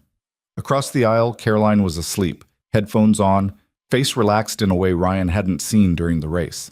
She'd told him after the podium ceremony that she'd forgotten what it felt like to push a car that hard, to trust the machine under her completely.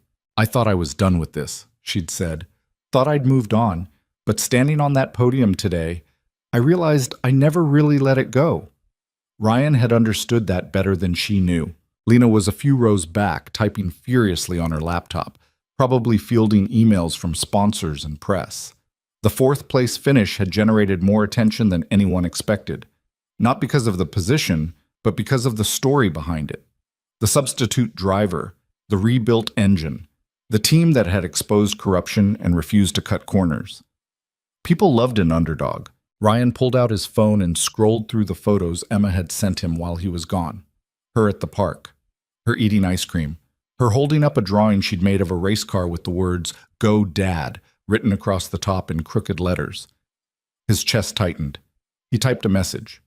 "Landing in 4 hours. Can't wait to see you." She replied almost instantly. "Did you win?" Ryan smiled. "We got 4th place. That's still good, right?" "Yeah, that's still good." "Cool. I made you a cake." Mrs. Alvarez helped. "You didn't have to do that."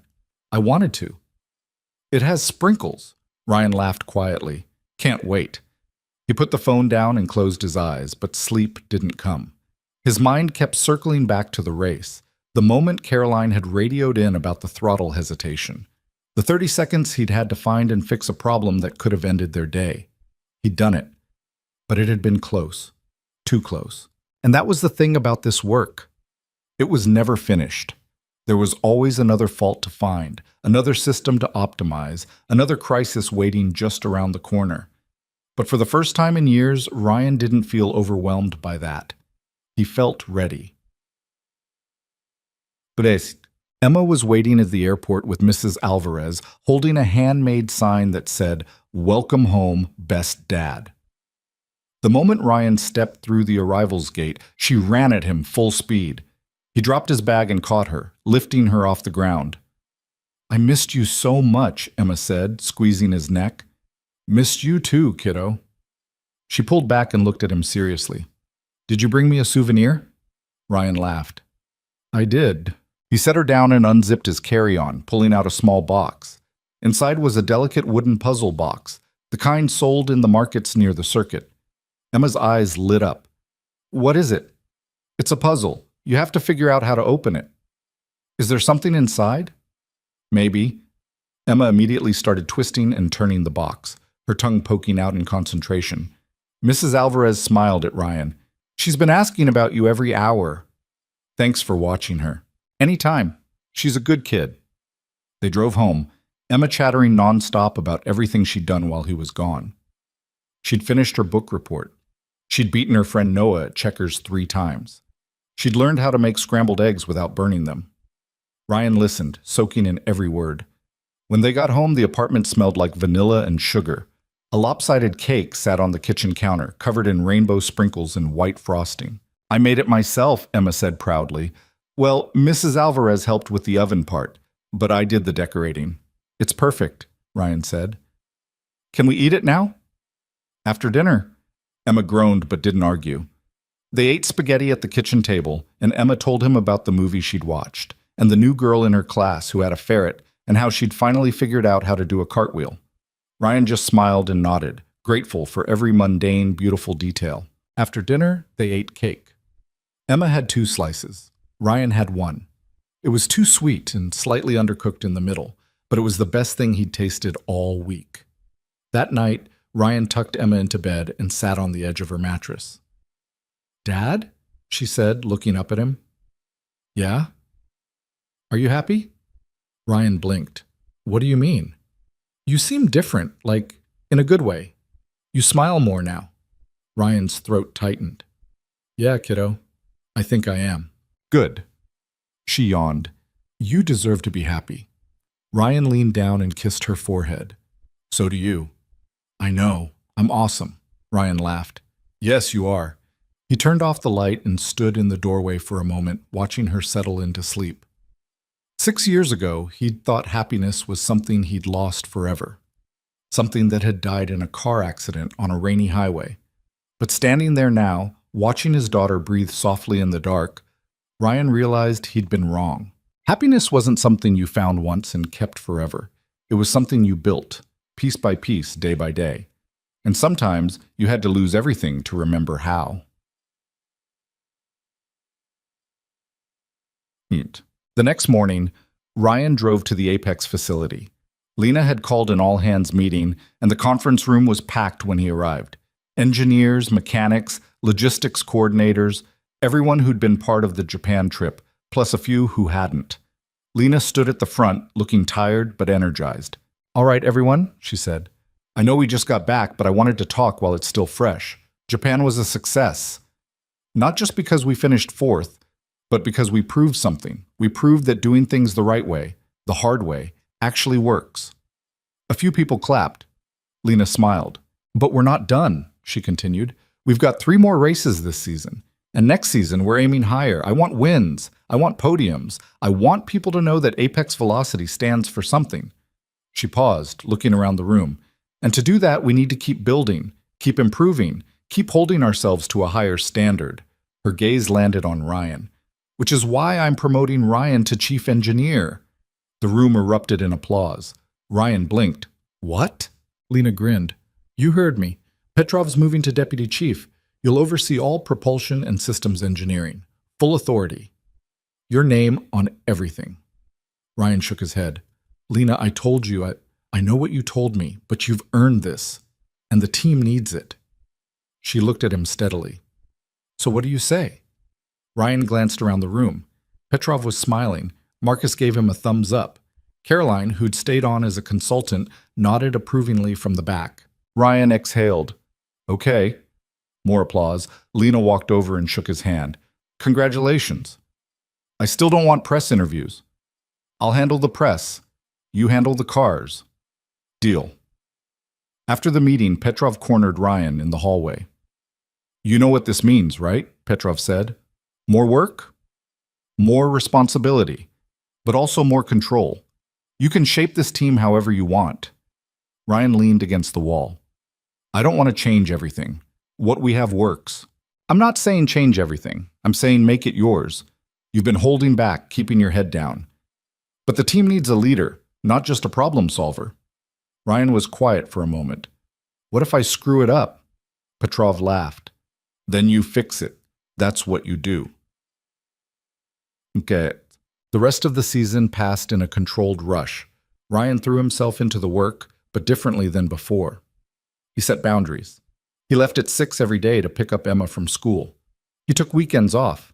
He said no to after-hours calls unless it was truly urgent. And the strange thing was, the team didn't fall apart. If anything, it got stronger. Petrov thrived in his new role, handling day-to-day operations while Ryan focused on the long-term engineering vision. Marcus stepped up as lead analyst, catching problems before they became crises.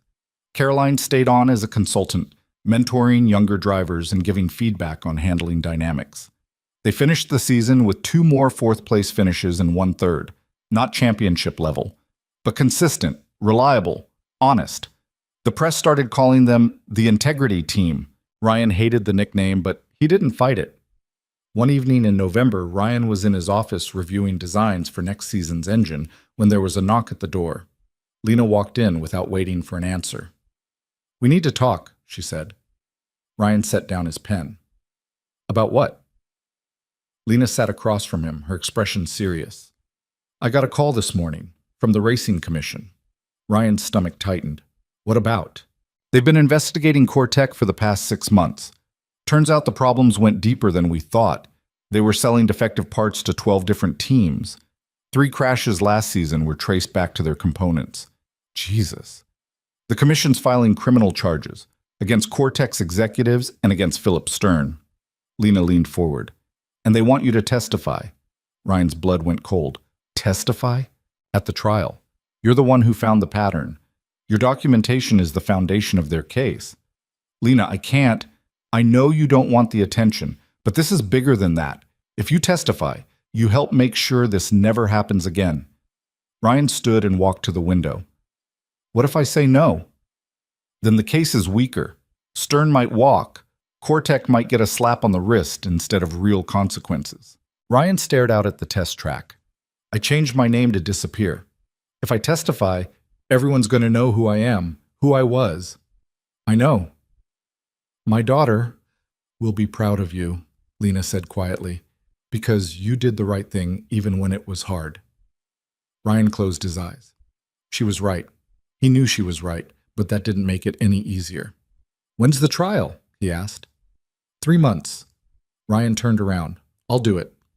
Lena stood. Thank you. Don't thank me yet. I might screw this up. You won't. The next 3 months were brutal. Ryan worked with the commission's lawyers, going through every piece of documentation he'd compiled. He answered hundreds of questions. He prepared for cross-examination. He tried to keep Emma's life as normal as possible while his own life spiraled into something completely unfamiliar. The media got wind of the trial. Reporters started digging into Ryan's past. They found the name change. They found out about his wife. They found old photos of Ryan Callahan, the young engineer who'd once been called a rising star. And suddenly, his carefully constructed anonymity was gone. Emma noticed when kids at school started asking questions. Mia's mom asked if you're famous, Emma said one night at dinner. Ryan set down his fork. What did you say? I said you're just my dad. She pushed her peas around her plate. But are you famous? Not the way you think. Some people know who I used to be, but that doesn't change anything. Do you wish they didn't know? Ryan considered. Sometimes, but hiding doesn't fix things. Sometimes you have to stand up and deal with stuff even when it's uncomfortable. Emma nodded seriously. Like when I had to tell Mrs. Henderson I broke the classroom globe? Ryan smiled. Exactly like that. That sucked. Language. You say it. I'm an adult. Emma grinned. So when I'm an adult, finish your dinner. The trial started on a cold Tuesday in February. Ryan wore a suit that Lena had insisted he buy. He sat in the witness box, sweating under the courtroom lights, and told the truth. He explained how he'd found the pattern of defects, how he'd cross-referenced failure reports with supplier records, how Philip Stern had pushed for cost reductions while knowing the parts were substandard. The defense attorney tried to rattle him, suggesting Ryan was bitter about his own past, that he was trying to blame others for his failures. Ryan kept his voice steady. I'm not here because I'm bitter. I'm here because 3 drivers could have died, and someone needs to be held accountable for that. The courtroom was silent. When Ryan stepped down, Lena was waiting outside. You did good, she said. I just told the truth. That's all anyone can ask. The trial lasted 2 weeks.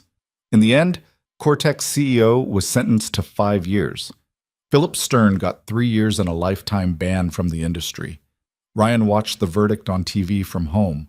Emma curled up next to him on the couch. Did you win? Emma asked. It's not about winning, it's about justice. So, did justice happen? Ryan thought about it. Yeah, I think it did. Emma hugged him. I'm proud of you, Dad. Ryan held her tight. Thanks, kiddo. Spring came, and with it, the new racing season. The Valkyrie had been completely redesigned. Ryan had poured everything he knew into it, every lesson learned, every mistake corrected, every innovation tested to exhaustion. Miguel was back, fully healed and hungry. Caroline agreed to split the season with him, each taking half the races. The first race was in Australia. Ryan didn't go. He watched from home with Emma, the two of them eating popcorn on the couch. Miguel qualified second. When the lights went out, he shot forward like he'd been launched from a cannon. By lap 10, he was leading. By lap 30, he'd pulled 5 seconds ahead of the pack. Emma grabbed Ryan's arm. Is he going to win? Maybe. Let's see. Miguel held the lead. Lap 40, lap 50, lap 60. With 10 laps to go, his biggest rival started closing the gap. Ryan's heart pounded. Emma was literally bouncing on the couch. Come on, come on, come on, she whispered. Miguel crossed the finish line 0.3 of a second ahead. Winner. Emma screamed and jumped up, knocking popcorn everywhere. He won! Dad! He won! Ryan sat there, stunned. They'd actually done it. His phone exploded with messages. Lena, Petrov, Marcus, Caroline, even Miguel, who'd managed to text "We did it" before getting mobbed by his team. Ryan texted back to all of them. Congratulations, you earned it. Emma climbed back onto the couch, grinning. Can we get pizza? Ryan laughed. Yeah, we can get pizza. The win changed things, but not in the way Ryan expected. Sponsors flooded in. The press wanted interviews. Other teams started poaching Apex's engineers with huge offers. But most of the teams stayed, because Lena had built something worth staying for. A place where integrity mattered, where people weren't just cogs in a machine, where safety was never negotiable. Ryan turned down 4 job offers that spring. All of them paid more. All of them offered bigger budgets and better resources. But none of them would let him leave at 6 to pick up his daughter. And that was the deal breaker. One afternoon, Petrov came into Ryan's office holding a folder. Got something for you, he said. He handed Ryan the folder. Inside was a legal document, a contract, with Ryan's real name at the top, Ryan Callahan. Not Hale, Callahan. Ryan stared at it. What is this? Lena's been working with legal for months. She got the IP rights transferred back to you. The engine you designed 6 years ago? It's officially yours again. Your name, your work, everything. Ryan's hand shook. Why would she? Because it was always yours. Vantage stole it. We've been using it, and that wasn't right. Petrov put a hand on Ryan's shoulder. This is us making it right. Ryan couldn't speak. Petrov squeezed his shoulder once. Welcome back, Ryan Callahan. He left, and Ryan sat there alone, holding the contract. For 6 years, he'd been running. From his name, from his past, from the person he used to be. But maybe he didn't need to run anymore. Maybe Ryan Callahan and Ryan Hale weren't two different people. Maybe they were the same person at different points in the same story. And the story wasn't over. That evening, Ryan picked Emma up from school and took her to the park. They sat on the swings, kicking their feet lazily. "Dad?" Emma said. "Yeah? Do you think Mom would be proud of you?" Ryan's breath caught. He hadn't talked about Emma's mother in months, not because he'd forgotten, but because the grief had softened into something quieter, something he could carry. "Yeah," Ryan said. "I think she would." Emma nodded. "Me too." They swung in silence for a moment. Then Emma said, "I think she'd be proud of me too." Ryan smiled. "I know she would." Emma jumped off the swing and ran toward the slide. Ryan watched her go, his heart full. Life was messy, imperfect, full of mistakes and moments that didn't go according to plan, but it was also beautiful. And maybe that was the whole point. You didn't have to be perfect. You didn't have to get everything right the first time. You just had to show up, do the work, love the people who mattered, and keep moving forward even when it hurt. Because at the end of the day, what mattered wasn't how many times you fell. It was whether you got back up, whether you tried again, whether you kept faith in yourself when everything else fell apart. Ryan had spent 6 years thinking he'd lost everything that mattered, but the truth was, he'd never lost the most important thing, himself. Ryan stood and walked toward the slide, where Emma was waiting at the top. "Come on, Dad, race you down." Ryan climbed up beside her. "You're on." They slid down together, landing in a heap on the soft grass, both of them laughing. And in that moment, Ryan understood something he'd been too scared to see before. The life he'd rebuilt wasn't weaker than the one he'd lost. It was stronger, because this time he'd built it with his eyes open, with honesty, with the knowledge that nothing lasts forever, but that didn't mean it wasn't worth fighting for. He'd lost his wife. He'd lost his career. He'd lost his name, but he'd found his daughter. He'd found his purpose. He'd found himself. And that was enough. More than enough. Emma tugged his hand. "Ice cream?" Ryan grinned.